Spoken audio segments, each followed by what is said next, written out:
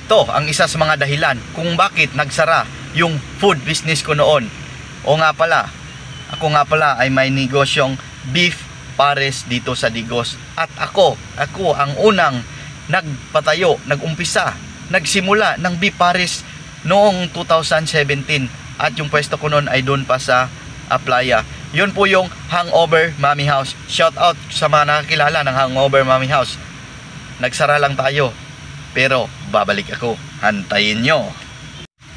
Akala ko kasi dati pag masarap yung negosyo mo at bago, tsak napapatok ito. Kasi sa isip-isip ko nung sa Maynila pa ako, ang lakas-lakas ng beef pares beef mommy.